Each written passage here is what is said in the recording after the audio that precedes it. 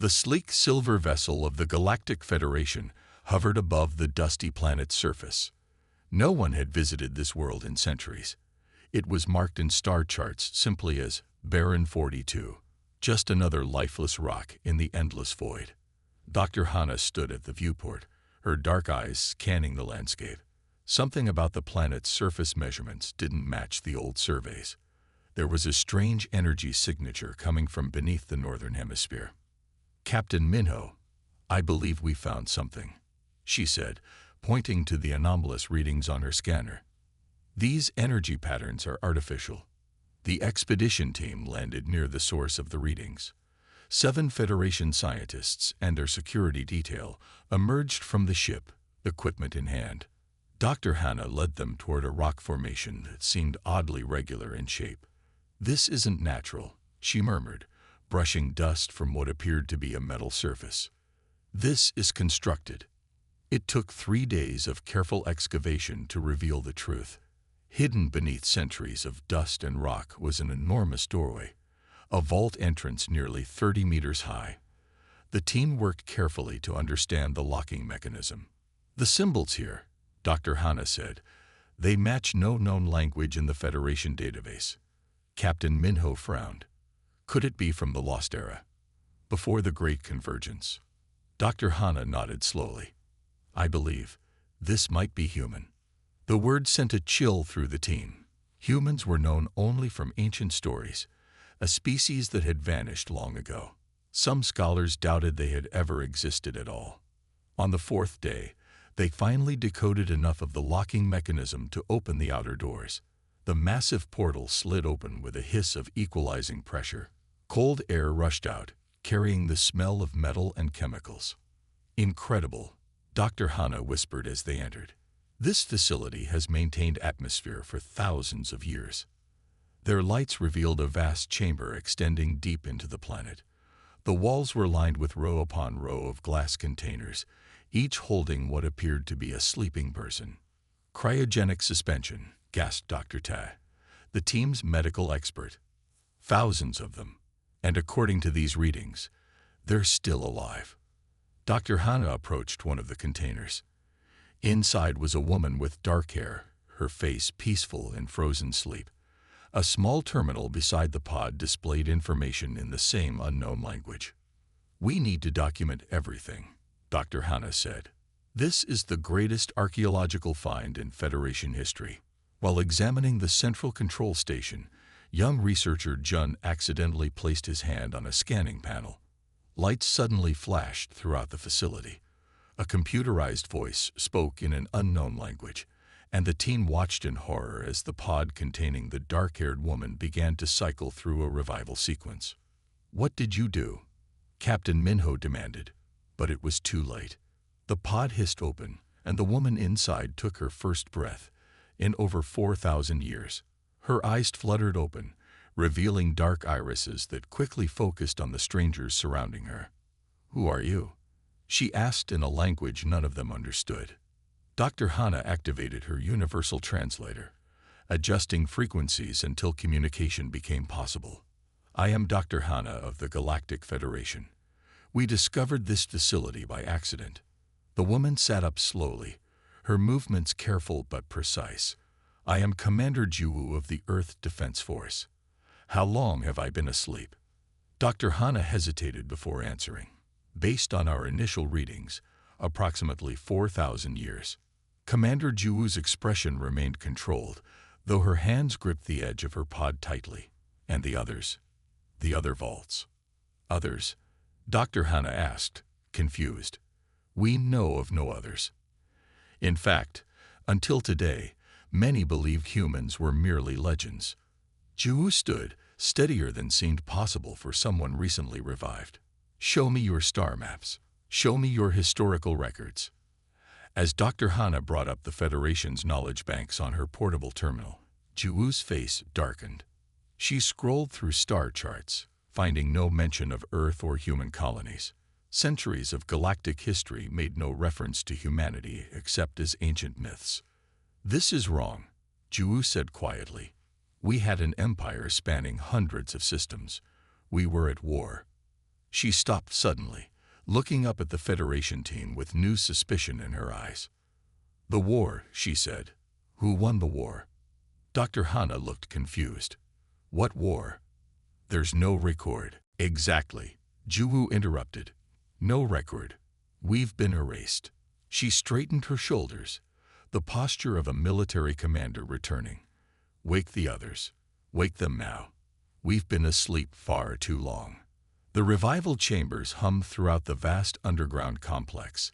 Each hour, more humans awakened from their millennia-long sleep. Medical Officer Do-Yun moved quickly between the newly awakened, checking vital signs and helping them understand their situation. 4,000 years, whispered Engineer Subin, her hands shaking as she accepted a cup of water. "Everyone we knew. Everyone on Earth. Focus on what's in front of us," Commander Juwu said firmly. She had established a command center in what had once been the Vault's administrative section. "We need to assess our resources and understand our current position." The Vault had been designed as humanity's insurance policy. It contained seeds, genetic samples, technology blueprints, and cultural archives, everything needed to rebuild civilization. But it had never been meant to remain sealed for so long. Dr. Hana watched the humans with fascination. She had sent initial reports to the Federation, but had deliberately kept certain details vague. Something about the situation made her uneasy. "Your people are remarkably adaptive," she told Juwu 3 days after the first awakening. "Most species would struggle with such temporal displacement." "We had training," Juwu replied simply. This outcome was considered possible. In a private meeting chamber, Juwu gathered her senior officers, 50 men and women who had once commanded Earth's most advanced starships and military installations. "The Federation records confirm what we feared," she told them. "Earth is not just gone. It's been removed from history. Our colonies, our achievements, our wars, all erased." Security Chief Juno slammed his fist on the table. "They tried to delete us from existence, and nearly succeeded," Juwu responded calmly. "But they missed this vault, and possibly others." Meanwhile, across the galaxy, the Federation Council had convened an emergency session. The holographic images of 23 species representatives flickered around a circular table. "These humans, if they truly are humans from the ancient texts, present an unprecedented situation," said Councillor Zarek of the Palladian Collective. "Their technology may be outdated, but their knowledge could still be dangerous." "Dangerous?" questioned another councillor. "They are but 50,000 refugees." The Palladian's eye membranes flickered nervously. "There are historical concerns, classified historical concerns." Back at the vault, humans worked tirelessly to restore systems dormant for millennia. Engineer Subin led teams through maintenance tunnels, replacing power cells and reactivating backup generators. "The main reactor is operational," she reported to Juwu. "We're at 40% capacity and climbing." Juwu nodded. "And the communications array?" "Still working on it. The targeting system is locked on coordinates that don't match any known star system in the Federation database." Dr. Hana noticed the increasing activity but said nothing when reporting to her superiors. Something about these humans stirred an unexpected loyalty in her. Their dignity in the face of extinction moved her deeply. "They are organizing themselves remarkably well," she told Captain Minnow. "Their social structure seems centered around skill specialization and a clear command hierarchy." What she didn't report was the late-night conversation she had overheard between Juwu and her officers. "The array is designed to contact the other vaults," Juwu had said. "There were 7 built on 7 different worlds. If even one other survived." 2 weeks after the first awakening, Federation ships began to arrive in orbit. Their presence was ostensibly diplomatic, but the military vessels among them suggested other concerns. Ambassador Grax, a tall, blue-skinned diplomat, met with Juwu in a hastily established conference room near the vault entrance. "The Federation Council extends formal recognition to your people," he announced grandly. We offer humanitarian assistance and relocation to a suitable world within Federation space. Relocation, Ju asked. This facility is perfectly adequate for our needs. The ambassador's expression tightened. This world has been designated for scientific research. Your presence here is unexpected. That night, after the Federation delegation departed to their orbiting ships, Ju gathered her officers again. They're afraid of us, she said simply. They don't know why, but their instincts are warning them. Engineer Subin entered, her face flushed with excitement. Commander, we've restored the communications array. It's fully functional. A tense silence filled the room. Activated, Ju ordered. Let's see if we're truly alone. As the ancient transmitter powered up, sending its signal toward distant stars, Dr. Hannah watched from a hidden observation point. She had made her choice. Whatever humanity once was, whatever they had done to deserve erasure from history, she would help them discover the truth. In her quarters that night, she deleted her latest report to the Federation and began composing a different message, a warning to Commander Ju about what she had overheard from Ambassador Grax's private communications. The Council has authorized containment protocols if necessary. They're afraid you'll remember. Dr. Hannah slipped through the shadowy corridors of the Federation ship, her access card bypassing security protocols that would have stopped others. Her heart raced as she downloaded classified historical archives onto a secure data crystal. If discovered, her career would be over, possibly her life as well. 3 hours later, she stood before Commander Ju in a secure room deep within the human vault, the data crystal between them on a simple metal table. Why are you helping us? Ju asked. Her eyes narrowed with suspicion. Because the truth matters, Dr. Hannah replied. And because what was done to your people was wrong. The data crystal contained fragments of records that had been marked for permanent deletion but remained in deep backup archives. Together, they began piecing together humanity's true history. In a sealed chamber converted into a research center, senior historian Minji carefully analyzed the recovered data alongside Federation historical records. The timeline discrepancies are obvious once you know where to look, she explained to the gathered human leadership. Small inconsistencies, technological developments that appeared too suddenly, star systems that changed hands with no explanation. She displayed a star map showing humanity's former territory, hundreds of systems that now belong to various Federation powers. According to these records, Minji continued, a coalition of species launched a coordinated attack against human worlds approximately 4,200 years ago. They called it the Purification War. The room fell silent. Security Chief Juno finally spoke, his voice tight. Why? What possible reason could justify genocide? Dr. Hannah stepped forward. Fear, she said simply. Your technology was advancing too quickly, particularly in 3 areas that the Federation now classifies as forbidden sciences. She accessed another file, displaying schematics of devices unknown to current Federation science. Consciousness transfer, artificial general intelligence, and dimensional manipulation. According to these records, humanity mastered all 3. Commander Ju leaned forward, studying the schematics. These matched designs stored in our vault archives. We thought they were theoretical projects, blueprints for future development. Over the next days, teams of human scientists and engineers ventured deeper into the vault's storage sections. Behind false walls and hidden panels, they discovered laboratories and testing facilities that had remained powered by independent energy sources for 4 millennia. Engineer Subin stood before a sealed door marked with warning symbols.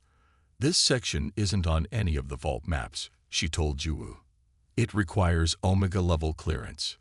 Ju pressed her palm against the scanner. The door recognized her authority and slid open, revealing a circular chamber that hummed with energy. At its center floated a crystalline cube suspended in a containment field. What is it? Dr. Hannah asked, her scientific curiosity overcoming her caution. Jinsei, whispered Ju. I thought it was just a rumor. She approached a console and activated it. A holographic image appeared, a complete schematic of the crystalline device.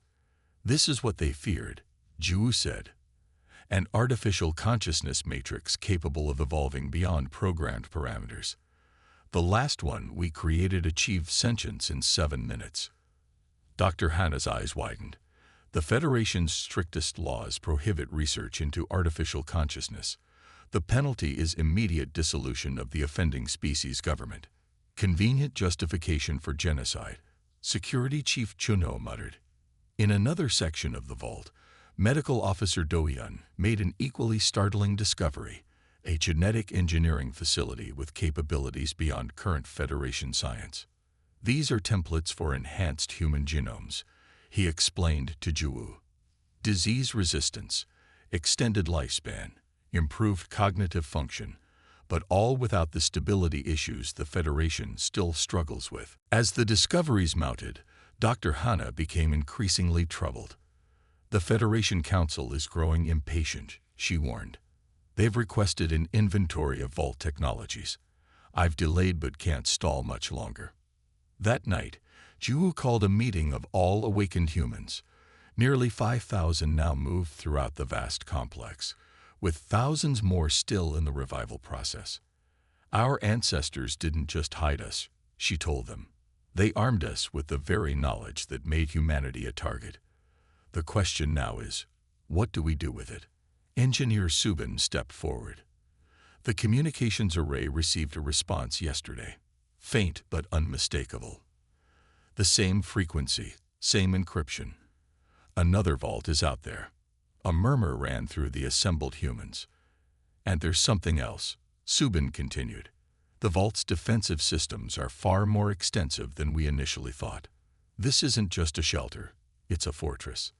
From the back of the room, Dr. Hana watched with mixed emotions. She had grown to respect these humans, to see them as friends, but she now understood why the ancient Federation had feared them so deeply. "The Council has authorized a security inspection," she informed Ju after the meeting. "A fleet will arrive within days. Their real purpose is to assess your capabilities and contain them if necessary." Ju nodded calmly. "Then we should prepare to receive them properly."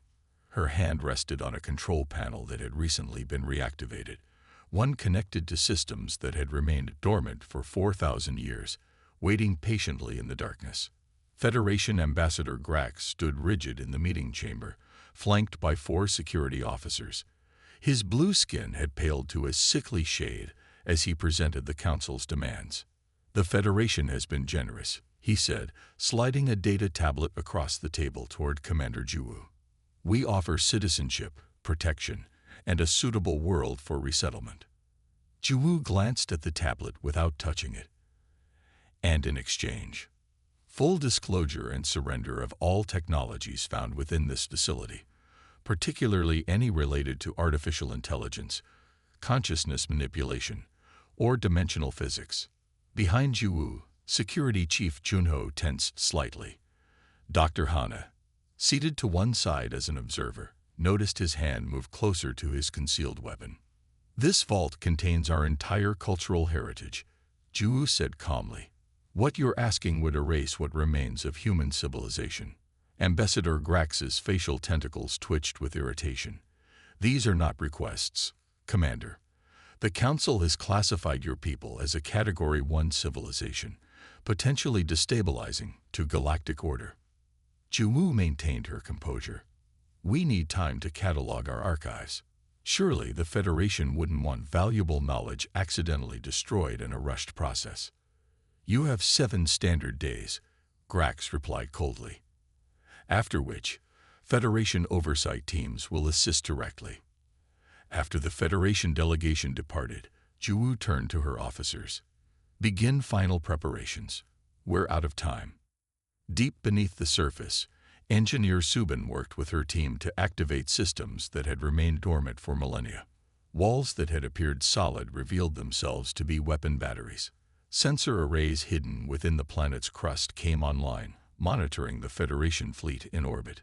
"Defense grid at 60% capacity," Subin reported. The primary shield generator requires another 12 hours for full calibration. In another section, Medical Officer Do-Yun supervised the accelerated revival of military personnel. We've awakened all command staff and security forces. That's nearly 8,000 people now active. Night cycle brought momentary quiet to the vault's upper levels. In the communications center, technicians monitored the array that had been broadcasting to specific coordinates for weeks. Commander called an operator. We're receiving responses. Multiple sources. Chu rushed to the console, her usual calm giving way to a flash of genuine emotion. The screen displayed signal sources, 6 distinct points of light scattered across the galaxy map. All six survived, she whispered. Confirmed, the operator replied. Receiving authentication codes now. Vaults 2 through 7 are initiating revival protocols. In orbit, the Federation fleet had grown to 27 vessels. On the flagship, military advisors presented containment scenarios to nervous officials. If they possess even half the technologies mentioned in the classified archives, conventional military action would be problematic, stated Fleet Commander Xorvan. I recommend immediate deployment of suppression devices to the surface. Ambassador Grax hesitated. The Council remains divided. Some members advocate for integration rather than confrontation. Those members weren't there during the purification. Xorvan replied darkly. They don't know what humans are capable of. On the third day, Dr. Hanna slipped away from the Federation compound near the vault entrance. Security measures had tightened, but her credentials still allowed her movement between groups. She found Jiwoo in the command center, reviewing defense preparations. They're planning a preemptive strike, Hanna warned. Suppression devices to neutralize your power sources and communication capabilities. Jiwoo nodded, unsurprised. When? Tomorrow. But there's more. The Council is fracturing over this issue. Newer Federation species are questioning the historical records. They're demanding transparency about the Purification War. Across the galaxy, similar scenes were unfolding. On distant worlds, long-forgotten vaults hummed with renewed activity. Dormant defense systems reactivated. Humans awakened from their long sleep to find themselves in a galaxy that had tried to forget them. At dawn, Jiwoo gathered her people in the central chamber. Nearly 20,000 were now awake, with the remaining revival pods working at maximum capacity. The Federation believes they're dealing with refugees, she told them. They don't understand that this vault, all 7 vaults, were designed for this exact scenario. Our ancestors knew that if humanity survived, it would face this choice again. She activated a holographic display showing the Federation fleet in orbit. They're afraid of what we know, what we can build, and they should be. But we didn't preserve ourselves for 4,000 years just to restart a war. We preserved ourselves to reclaim our place in the galaxy, on our terms. As the Federation deadline approached, Jiwoo met with her officers one final time. Are the shields ready? She asked. Engineer Subin nodded. Full coverage, nothing they have can penetrate them. And the demonstration package? Prepared and targeted, Security Chief Juno confirmed. Non-lethal but unmistakable. Jiwoo took a deep breath. Then it's time to remind the Federation why their ancestors feared us, and why they shouldn't. Precisely at the deadline hour, the Federation fleet moved into attack formation. Ambassador Grax sent a final communication. Surrender your technologies or face containment. Commander Jiwoo's response was brief. We prefer to negotiate as equals. Moments later, without warning, every Federation ship in orbit suddenly lost power. Their crews watched in astonishment as their advanced vessels drifted helplessly in space, disabled by technology they couldn't detect, much less defend against. The Federation ships floated helplessly in orbit, their engines silent and weapons systems offline. On their bridges, confused crews worked frantically to restore power, while commanders demanded explanations no one could provide. What's happening? Ambassador Grax demanded, his voice tight with fear as he contacted his flagship from the surface. Unknown technology, came the strained reply. All systems neutralize simultaneously. We're defenseless. Commander Jiwoo's voice suddenly broadcast across all Federation channels, and not just to the fleet. Her message bypassed normal communication protocols, reaching every Federation world and colony simultaneously. People of the Galactic Federation, she began. I am Commander Jiwoo of Earth. For 4,000 years, we have slept while your leaders hid the truth of our existence. The transmission included data packages, historical records carefully extracted from Federation archives by Dr. Hana. They showed images of burning human worlds, civilian populations being systematically eliminated, and official orders authorizing the complete erasure of human civilization from history. This was not a natural disaster or a tragic war, Jiwoo continued. This was genocide, committed by founding members of what became your Federation, because humanity developed technologies they feared. In the Federation capital, the council chamber erupted into chaos. Representatives of newer species confronted those from the older powers, demanding explanations for atrocities hidden for millennia. On the Vault planet, Engineer Subin approached Jiwoo in the command center. The other vaults confirmed are fully operational, all defense systems active. And the Unity Protocol? Jiwoo asked. Ready, Subin replied, her eyes bright with excitement. Something our ancestors perfected just before the Purification War. A network that can connect all 7 vaults instantly, regardless of distance. Security Chief Juno studied the tactical display. More Federation ships are arriving. They're forming a blockade around the planet. Jiwoo nodded calmly. Exactly as expected. Now we show them why dialogue is preferable to confrontation. From the 7 human vaults scattered across the galaxy, a synchronized pulse of energy emerged, invisible, undetectable by Federation sensors, yet powerful enough to disable any technology in its path. The new Federation reinforcements found themselves suddenly powerless, joining their comrades in silent orbital drift. What have you done? Ambassador Grax demanded when Jiwoo allowed communication channels to reopen. We've created a situation where we must talk instead of fight, she replied simply. Your ships are unharmed, merely suspended. Their life support systems continue to function. 3 days later, in an unprecedented session, the Federation Council convened with human representatives present.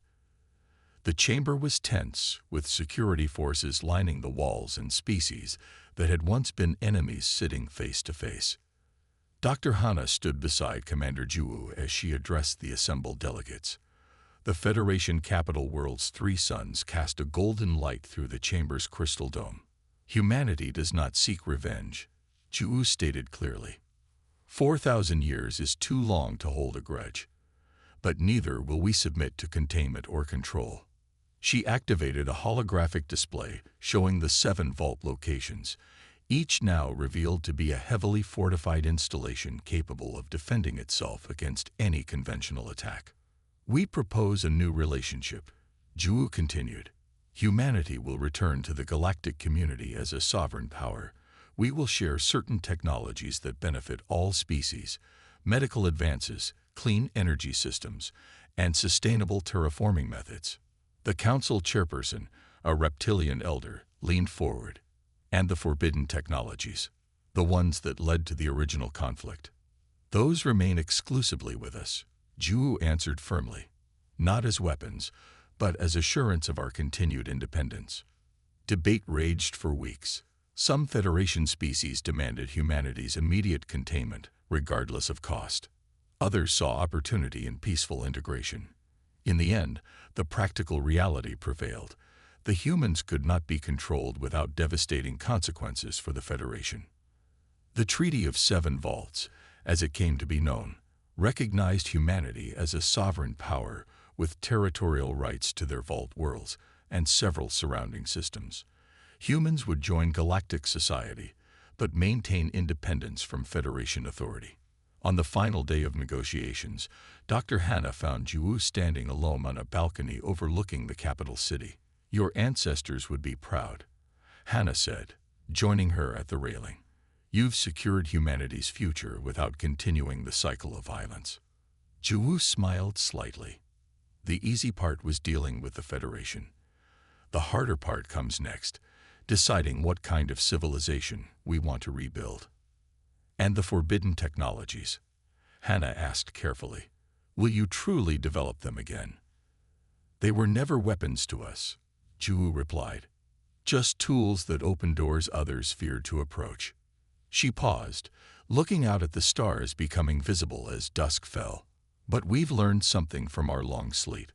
Power without wisdom is what nearly destroyed us. This time, we'll move more carefully. As night fell on the capital world, representatives from across the galaxy gathered to witness the formal signing of the treaty. The document acknowledged past wrongs while creating a framework for a different future.